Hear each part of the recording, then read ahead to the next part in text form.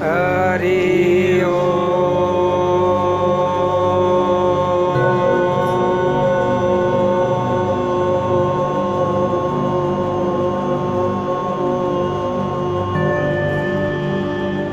वसुदेवसुतं देवं कंसचाणूरमर्दनं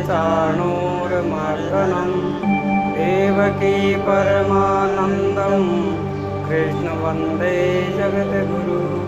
बोलिए सच्चिदानंद भगवान की जय हो।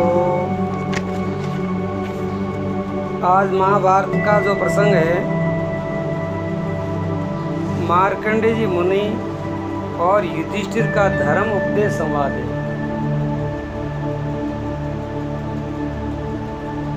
वैशंपायन जी कहते हैं, राजा युधिष्ठिर ने पुनः मार्कंडेय जी से पूछा, हे मुनि, प्रजा का पालन करते समय मुझे किस धर्म का आचरण करना चाहिए और मेरा व्यवहार और वर्ताव कैसा होना चाहिए जिससे मैं स्वधर्म से भ्रष्ट न हो जाऊं।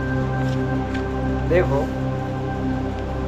पहले जो मनुष्य होते थे, वो हमेशा के लिए उनको एक डर रहता था कि मैं धर्म से भ्रष्ट न हो जाऊं, मैं धर्म से गिर न जाऊं, धर्म से वंचित न रह जाऊं।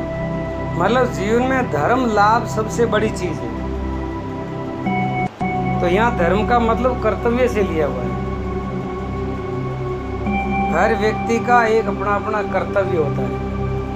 जब राजा नहीं होता है, जब उनका कर्तव्य अलग होता है, और जो वो व्यक्ति राजा बन जाता है तो फिर उनका कर्तव्य अलग हो जाता है। जैसे तुम बच्चे हो, अब तुम विद्यार्थी हो, अब तुम्हारा कर्तव्य अलग है। और ये पढ़ते पढ़ते जब आपकी नौकरी लग जाती है तो आपका कर्तव्य दूसरा हो जाता है। जैसे जैसे देश काल के अनुसार मनुष्य का कर्तव्य बदलता रहता है, और उस कर्तव्य बोध रखना, उस कर्तव्य में निष्ठा रखना कि कहीं भी मैं मेरे स्वार्थ के कारण, मेरे लोभ के कारण मैं कहीं मेरे कर्तव्य से गिर न जाऊं, कर्तव्य को भूल न जाऊं। ये बोध हर इंसान को, हर मनुष्य को हर समय याद रखना चाहिए। तो उनका अंतःकरण कभी गंदा नहीं होगा, उसके जीवन में कभी पाप संग्रह नहीं होगा। मनुष्य पाप के कारण दुख पाता है और धर्म के कारण मनुष्य सुख पाता है। और ज्ञान के द्वारा तो फिर धर्म और अधर्म दोनों से ऊपर उठ करके परमानंद की प्राप्ति कर लेता, वो मोक्ष का मार्ग। सुनो, अब मार्कंडेय जी बोले, हे राजन, अब ये युधिष्ठिर महाराज को उपदेश दे रहे हैं मार्कंडेय मुनि। मार्कंडेय जी का तो आपको पता ही है, वो चिरंजीवी है। उन्होंने कई परलय देखे हैं, कई ब्रह्मा देखे हैं, कई अवतार देखे हैं, कई सृष्टियाँ देखी है। कितना ही उसने आंखों से देखा। ये सब आंखों देखा हाल सुना रहे हैं कि सुनी सुनाई बात नहीं है। मैंने आंखों देखा हाल आपको सुना रहा हूँ युधिष्ठिर, ध्यान से सुनना। आप ये सब ध्यान से सुनना। अब मार्कंडेय जी कहते हैं, राजन, तुम सब प्राणियों पर दया रखना।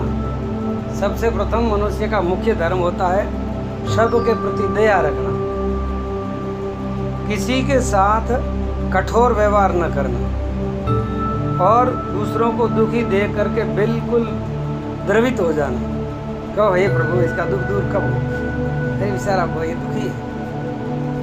सबों के ऊपर दया करना, उसमें मनुष्य भी है, पशु पक्षी भी है, सारे जीवाजोन सृष्टि में जो परमात्मा ने जीवा सृष्टि रचाई है, सारे जीवों के ऊपर दया करना। अब ये मुख्य कर्तव्य मनुष्य का होता है। अगर आप मनुष्य हो, खुद को अगर मनुष्य जानते हो, मानते हो, तो आपका प्रथम कर्तव्य होता है कि सबों के ऊपर दया करें। सबका हित साधन करने में लगे रहो। दूसरों का ज़्यादा से ज़्यादा हित कैसे हो, दूसरों का भला कैसे हो, दूसरों को सुख कैसे मिले, दूसरों को शांति कैसे मिले, वो भावना हमेशा के लिए मनुष्य को रखनी चाहिए। मैं सुखी कैसे हूँ, मेरा भला कैसे हो, मेरे को सुख कैसे मिले, ये तो स्वार्थ की भावना हो जाती है। जहाँ स्वार्थ हो जाता है नहीं, वहाँ कर्तव्य धर्म नष्ट हो जाता है। समझना, ये बहुत गहरी बात है। लंबी चौड़ी बातें सीखो ना सीखो, वेद शास्त्र लंबे चौड़े पढ़ो ना पढ़ो, पर ये बातें जीवन में उतार लोगे तो ये सारे वेदों का सार है, धर्म का सार है। तो सबों के हित की भावना रखो और जितना आपसे हो सके, तन से, मन से, धन से, बुद्धि से, जितना हो सके दूसरे का हित करो बिना स्वार्थ। हित क्या, लोग अपना स्वार्थ करने के लिए थोड़ा दूसरे का हित कर लेते हैं, लेकिन फिर अपना स्वार्थ साधने के लिए उनको फिर लपेटे में ले लेते कि मैंने तेरा वो किया, मैंने तेरे जब उसने इतना किया था, इतना वो किया, तुम भूल गया क्या? इसका मतलब तुमने तुम्हारा स्वार्थ साधने के लिए किया, दूसरे का भला तुमने नहीं सोचा। अब वो कहते हैं राजन, किसी के गुणों में दोष न देखो, दूसरों के अंदर अवगुण न देखो, गुण देखते रहो। ये भी एक बात ध्यान रखने जैसी है कि हर इंसान के अंदर कोई न कोई अवगुण होता है, कोई न कोई दोष होता है। तो कभी ऐसा होता है कि गुण ज़्यादा होते हैं, अवगुण कम होता है, कभी अवगुण ज़्यादा होते हैं, गुण कम होता है। लेकिन गुण और अवगुण के बिना किसी का जीवन होता ही नहीं, चाहे अवतार भी हो। जब संसार में आते हैं, प्रकृति के सानिध्य में आते हैं, तो उनको गुण और अवगुण दोनों का ही सानिध्य प्राप्त होता है। अब बात है कम ज़्यादा की, तो किसी के अंदर अवगुण ज़्यादा है और गुण कम है, फिर भी उसके अवगुण है तो पड़े रहे, आप उसके अंदर गुण देखो। कोई न कोई उसके अंदर गुण तो हो गए, वो गुण ले लो, आप उसका अवगुण क्यों देखते हो? किसी का अवगुण ना देखो, उसका गुण देखो। और आप दूसरों का गुण देखोगे तो आपके अंदर गुण बढ़ते जाएंगे। आप दूसरों का अवगुण देखोगे तो आपके अंदर अवगुण बढ़ते जाएंगे।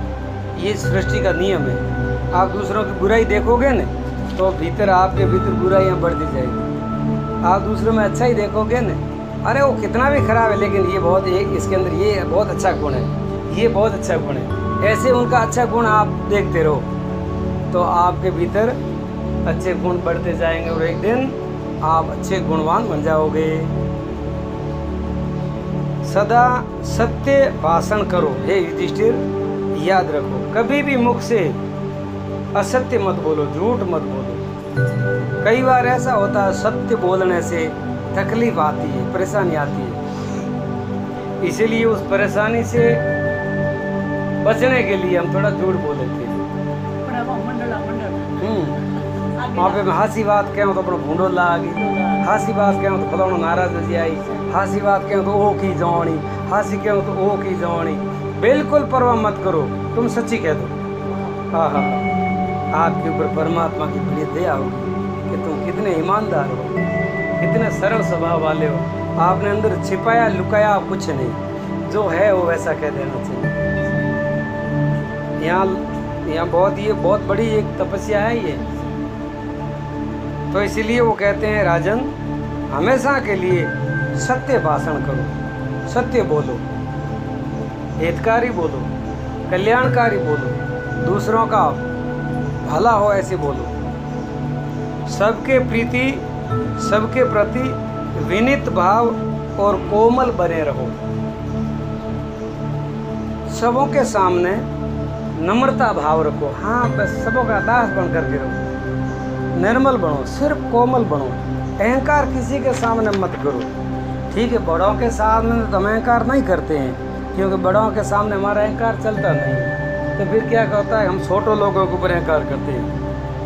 हमारे बल से छोटे हैं, धन से छोटे हैं, अकल से छोटे हैं, उनके ऊपर हम रौब मारते हैं। नहीं, उनके साथ भी बहुत सजनता से रहो, बड़े आदर भाव से, बड़े नम्र भाव से, सजनता से, तो आपके भीतर कभी अहंकार नहीं आएगा। और जब मनुष्य का अहंकार आता है उसका पतन हो जाए। अहंकार सब पापों का मूल है।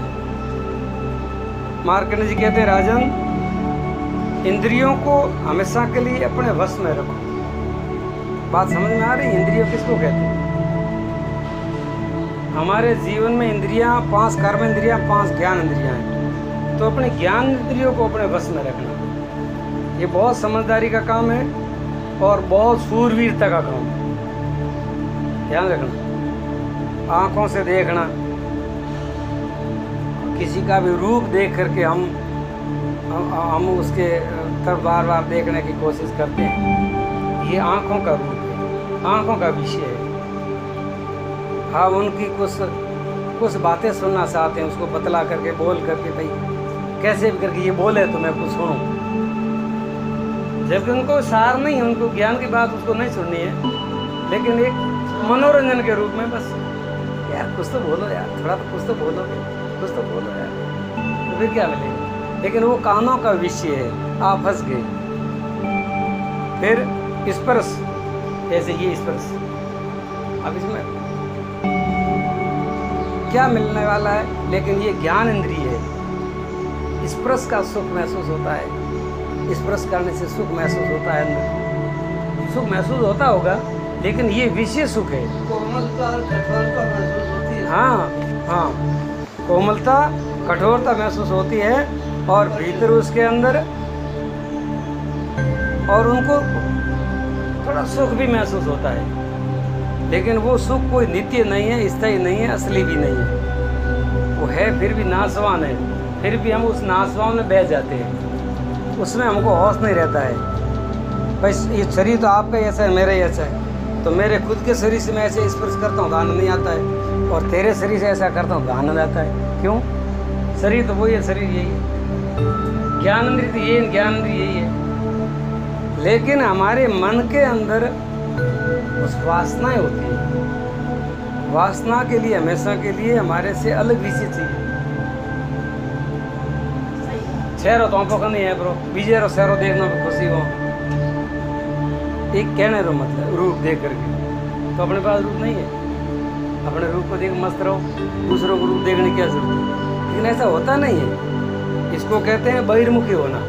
हमारी चेतना इंद्रियों के द्वारा बहिर्मुखी होती है, उन विषयों में हम आनंद ढूंढते हैं, और हमने को महसूस भी होता है। क्यों महसूस होता है? कि हमने तय कर रखा है कि ऐसा करने से आनंद मिलेगा, तय करके रखा है, जब मिलता है, बाकी है कुछ नहीं। भाई हाड़ मांस का शरीर तो यही है ना, हाड़ मांस का शरीर यही है भाई, शरीर तो ये जैसा यही है। ये क्या मतलब, ये थोड़ी एक समझने जैसी बात है, विवेक को जागरण करने की बात है। जैसे पुरुष के ऊपर ऐसे हाथ फेरता है, इतना आनंद नहीं आता है, या एक लड़का लड़की के ऊपर हाथ फेरता है तो उसको आनंद आता है। क्यों? क्योंकि उसके अंदर भाव है, ये स्त्री भाव और पुरुष भाव, वहां से विकार शुरू हो जाते हैं,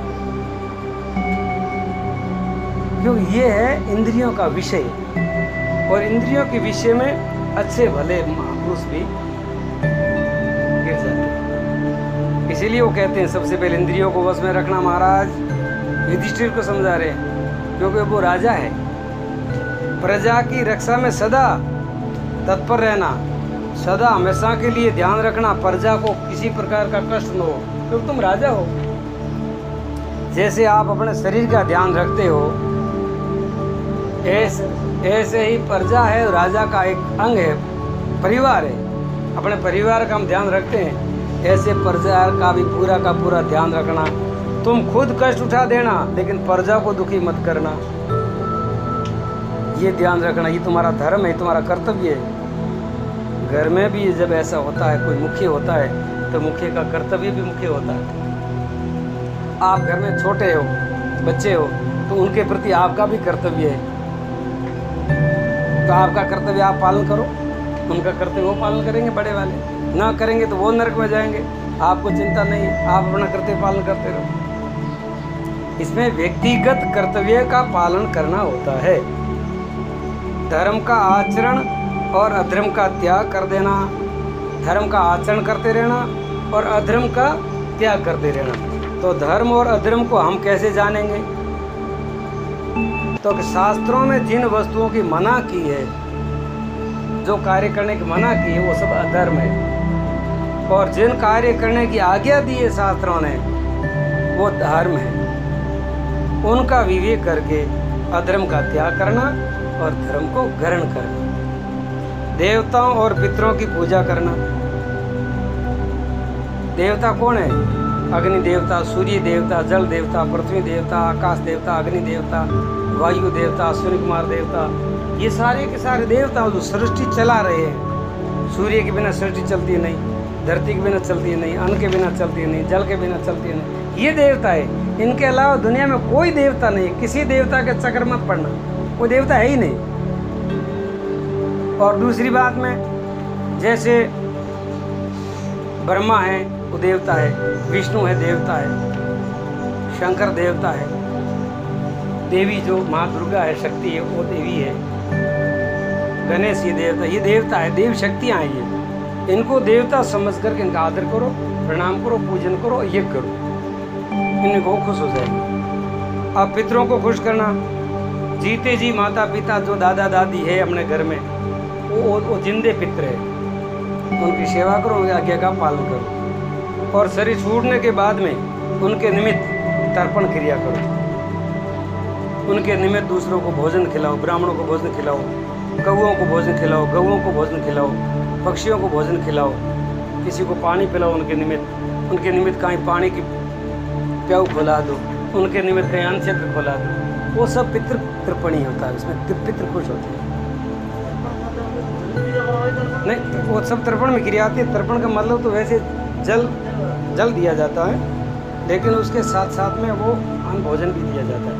ब्राह्मणों के मुख में भोजन जाता है तो कहते हैं कि वो उसके अंदर अमावस्या के अंदर पितृ ब्राह्मण के शरीर में आते हैं सूक्ष्म रूप में, और वो अपना दिया हुआ भाव ग्रहण करते हैं, ऐसा शास्त्र कहते हैं। अपने शास्त्रों में जो बात शंका नहीं करनी चाहिए, कि हमने तो मान लेना चाहिए।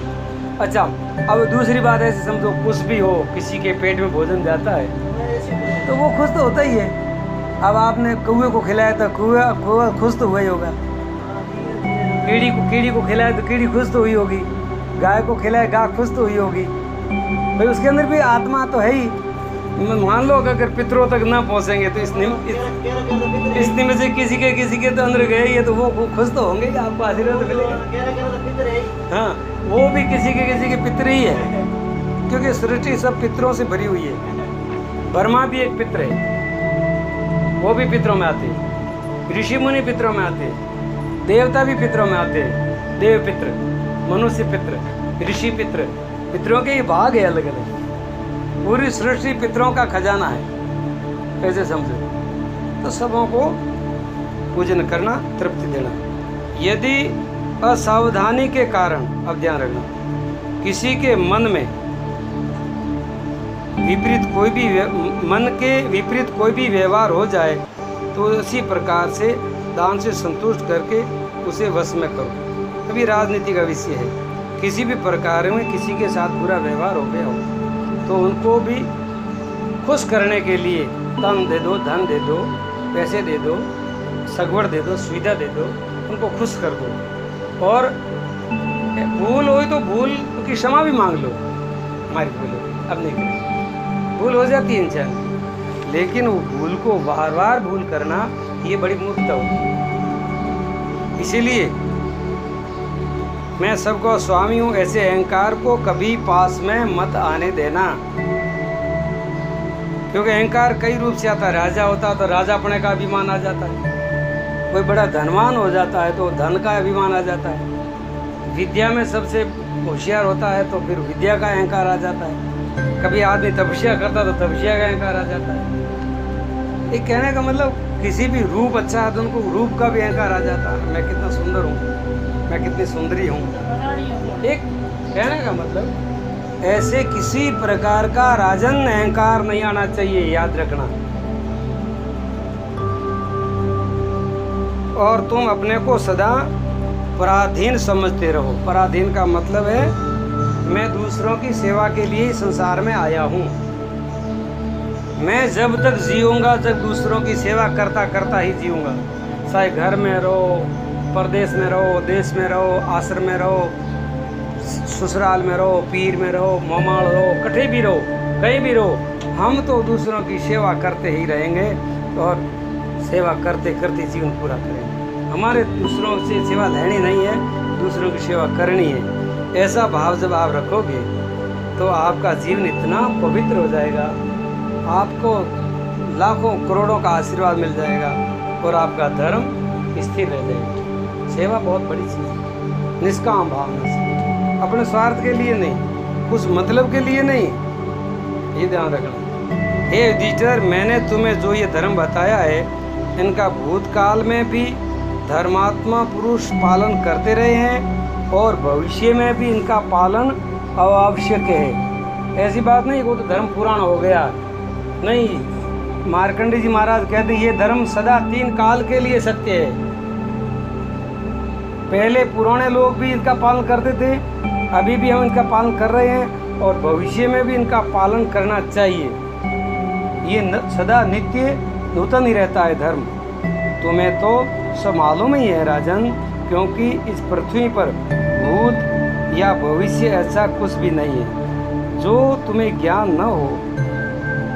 प्रसिद्ध गुरु वंश में तुम्हारा जन्म हुआ है, अतः मैंने तुम्हें जो कुछ बताया है उनका मन, वाणी और कर्म से पूर्ण रूप से पालन करो। वैसे तुम सब जानते हो इस बातों को, फिर भी जानते रहो। जानते हो तो भी जानते रहो। आपने कई बार ये बात सुनी है, फिर भी सुनते रहो और चिंतन मनन करते रहो अपने मन से, अपने तन से और अपने वाणी से। इनका पूरा पालन करो। युधिष्ठिर ने कहा, महाराज आपने जो उपदेश दिया है वो मेरे कानों को बड़ा मधुर लगा है, मुझे बहुत प्रिय लगा है, बहुत प्यारा लगा है। मैं प्रयत्न पूर्वक आपकी आज्ञा का पूर्ण पालन करूंगा। हे गुरुदेव, धर्म का त्याग होता है लोभ और भय आदि से। मेरे मन में न तो कोई लोभ है, न कोई भय है, न कोई भ्रम है। इसी प्रकार किसी के प्रति डाह या जलन भी मैं नहीं रखता हूँ। इसीलिए आपने मेरे लिए जो कुछ भी आज्ञा दी है मैं सबका अवश्य पालन करूँगा। देखो ये हम सबों को भी पालन करना है। ये हाँ भूल हो जाती है, इंसान की छोटी मोटी भूलें हो जाती है, अवस्था के अनुसार हो जाती है, देश काल के अनुसार हो जाती है, किसी ऐसे माहौल संसार के साथ हो जाती है। लेकिन भीतर अपना होश रखो, समझदार बनो, ईमानदार बनो और जवाबदार बनो और बहादुरी भी रखो। तो सबसे पहले बहादुरी अपने खुद के ऊपर रखनी है। अपने इंद्रियों को अपने वश में रखना बहुत बड़ी बहादुरी है। अपने मन को अपने वश में रखना बहुत बड़ी बहादुरी है। धर्म के रास्ते पर चलना एक बहुत बड़ी बहादुरी है। और अपना जीवन दूसरों की सेवा में लगा देना ये बहुत बड़ी बहादुरी है। ये कम बहादुरी है, ये कायरों का काम नहीं है। ये आप जैसे सूर भी कर सकते हैं। इसीलिए आप सब अच्छे हो, भाग्यशाली हो। इस धर्म के बारे में अभी आपने जो सुना है इनको आप हृदय में धारण करना।